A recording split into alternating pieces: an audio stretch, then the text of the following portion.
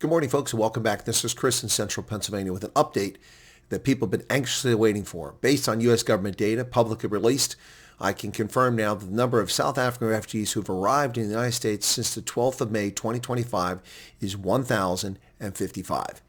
That includes arrivals in fiscal year 2025, and now we're in a new fiscal year, which began October 1st, 2026. Let's take a hard look at the numbers here. You can see here clearly the number of refugees who have arrived in the country, and bear in mind that these are time dependent, and I've broken them down based on the appropriate period to go with. So for instance, the first refugees arrived on the 12th of May, 2025. That was a pilot program, and then they came in trickles after that. So that during the fiscal year 2025, from May 12th until the end of the year, 30 September, 335 South Africans arrived on our shores. It was difficult to calculate the actual number from that date forward because of the government lockdown until we had official data.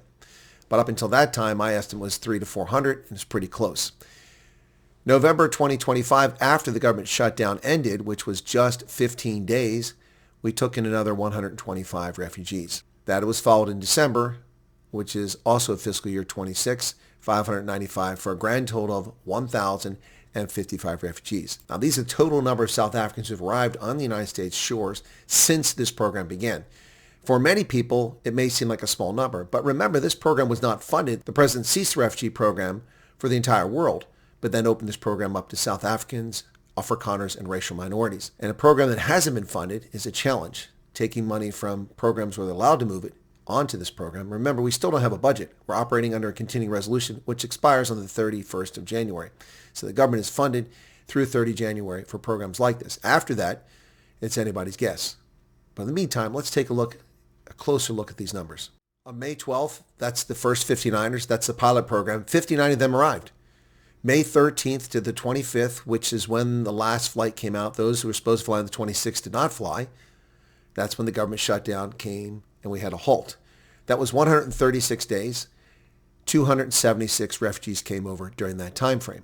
November 17th, the flights resumed arriving in the United States.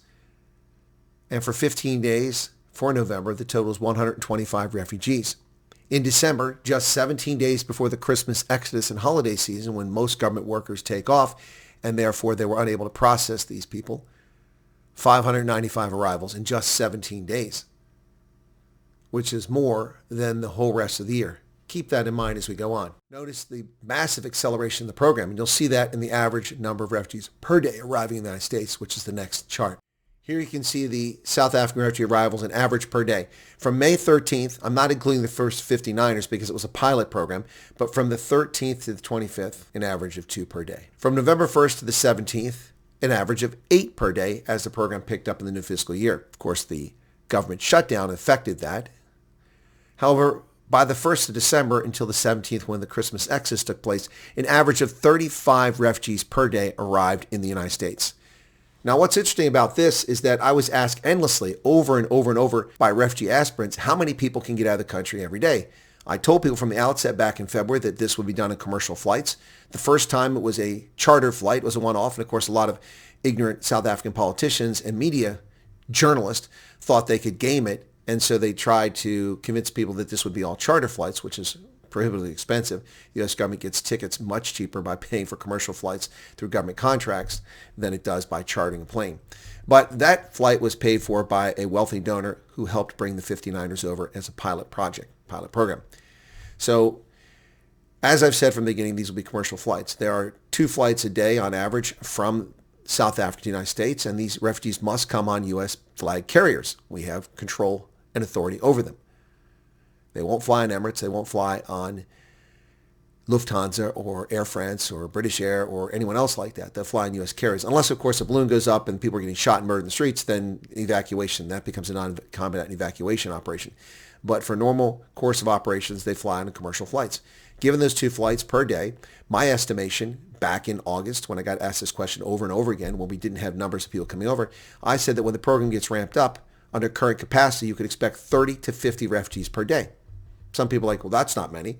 I say, quite frankly, that's quite a few, actually, when you think about it. 30 to 50 refugees arriving on U.S. soil every day, being processed by the State Department, by the Department of Homeland Security, by refugee assistance agents, or receiving them and getting them into housing, temporary and then permanent housing, processing them, paying for all this, paying for flights. It's quite a huge logistics operation for just 35 people per day, when you think about it. So at this stage, by the Christmas break, this number had ramped up.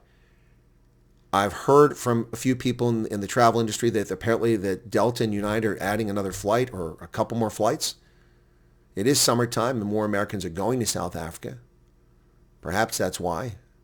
Perhaps it's because the anticipation there will be more seats needed by the U.S. government to bring more refugees out of South Africa. Whatever the case is, as we've stated all along, this program is ramping up. Now, not fast enough for some people, but I'm sorry to disabuse you of your urgency and your feeling that your case is more urgent than someone else's, because trust me, I've seen some truly horrific situations and things that have happened to South Africans, and their cases were definitely urgent, and yours may be just as urgent. But nobody's more special than anybody else. Whether you're rich, you're poor, whether you have cancer or you're healthy, whether you're able to work or you're disabled, it really isn't the issue. You'll get processed when you get processed. But the program is ramping up. You can see this. If, in fact, it's true that another plane would be added, I would ramp this number up significantly because thousands of people have been processed and approved for departure. They're just waiting for flights and for the U.S. government workers to go back to work, which they did on January 5th. January 5th. On January 5th, they went back to work, most workers. So people being processed. And in fact, refugees are flying to America as we speak. So there you have it, folks. That's an update. Many people waiting on that. We'll update this each month as the figures come out now that we have something tangible to work with. And I guarantee you'll see an uptick in numbers. Now, a lot of people start going, wait a second. There's only 7,000 that can come over of the 7,500 Trump approved. Remember, that number is not set in stone. It's an aspirational goal. It can be eclipsed. It's been done in the past. We brought 300,000 Ukrainians over here in a couple of years that were never budgeted for, planned for. We brought 168,000 Afghans with no notice and accommodated them, well exceeding the total that we're expected to come for the year. So if the government of South Africa continues to mock President Trump, continues to work against U.S. national interests, continues to ignore the invasion of Ukraine by their Russian friends, continues to ignore the oppression and genocide committed against the Uyghurs by their Chinese friends, and continues to ignore the arming and the murder of innocents by the army by Iran and the murder of innocents by Hezbollah and by the Houthis and by other proxy groups in the Middle East. If they continue to do such things, don't be surprised to see President Trump ramp up the number of South Africans that he lets come over here. And let me disabuse all these liars in the mainstream media who refuse to report the truth. These refugees are white. They are Afrikaners. They're also English-speaking South Africans. They're colored, and they're Indian. And oh yes, even a few black South Africans have come over. People in interracial marriages being discriminated against, and those who've adopted black children, and so on.